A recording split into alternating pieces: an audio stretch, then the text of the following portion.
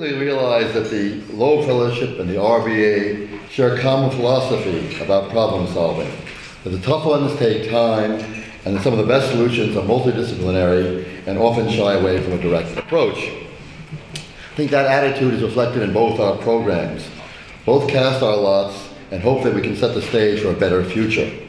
The Loeb through a program that can be broadly described as educational, and the RBA through an awards program that is essentially a stage set to talk about design, real design, and what it can accomplish. Jim will tell you a little bit about the Loeb Fellowship, but let me tell you a little bit about the RBA and the Rudy Bruner Award for Urban Excellence. The award honors my late father, who believed that each of us has a duty to give back having taken. It was in the 80s that awards were given out by magazines, and magazines were interested in selling more magazines, and they put programs and places on the cover to do that. They premiated forms without regard to place, and in general ignore the components of good design, the program, the user, and, as many still do today, the cost. As a practicing architect with my roots in the 60s, it was my responsibility to do something about it. We recently entered a competition, and I realized just how effective an award could be as an educational tool.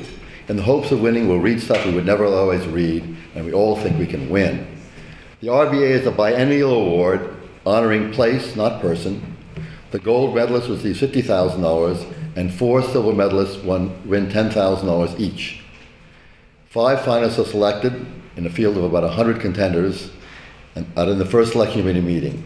The committee sends us to the field, that is us and the advisors, to look at the places and report back firsthand about the reality of those places and answer questions. The gold medalist is selected from the 5 finalists in the second meeting. It's here that the real issues of urban excellence come to the fore.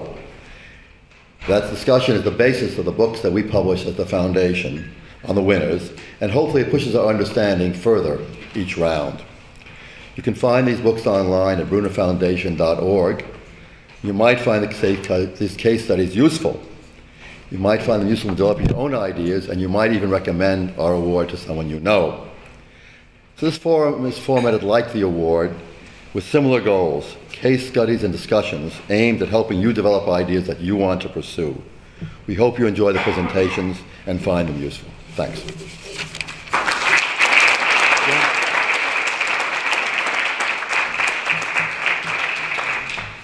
A quick word about the Loeb Fellowship, the other half of this team.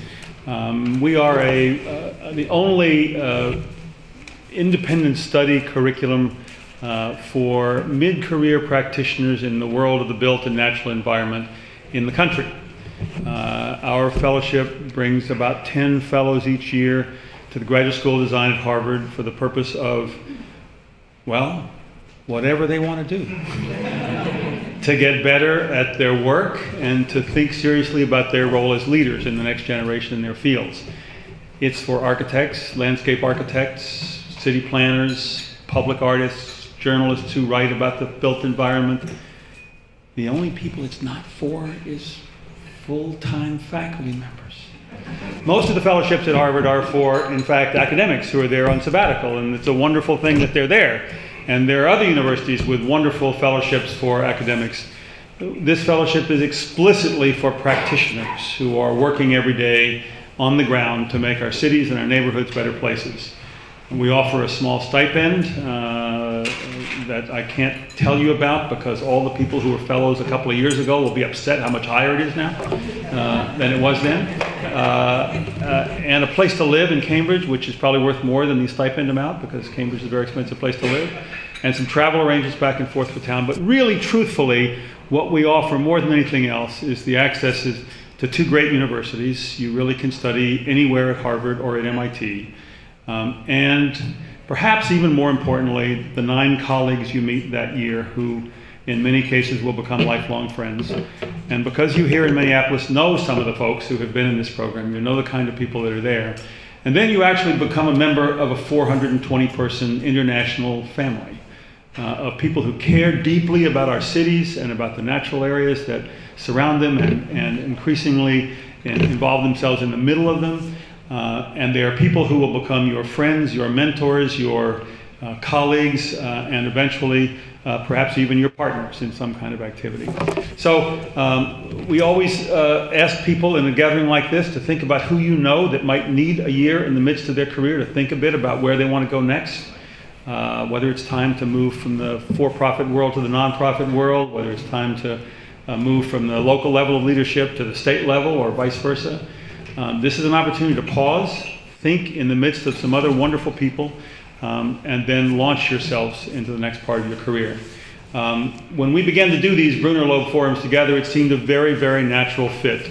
You will hear in the course of the day, today and tomorrow, from some people who have been Loeb Fellows or are Loeb Fellows, some people who have been Rudy Bruner Award winners, and I think you will find in them people who are accomplished but humble about those accomplishments and anxious to share with you not so much their awards as the path it took to get there, in hopes that that path is useful and helpful to you in thinking about your own organizations, your own communities.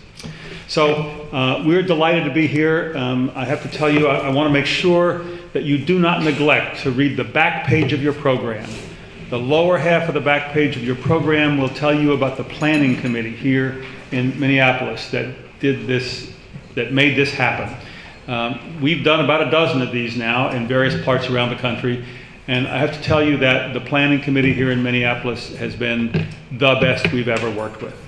I know that won't come as a surprise to you when you read some of those names, but I want to make sure that you understand, that we understand how good your folks are here.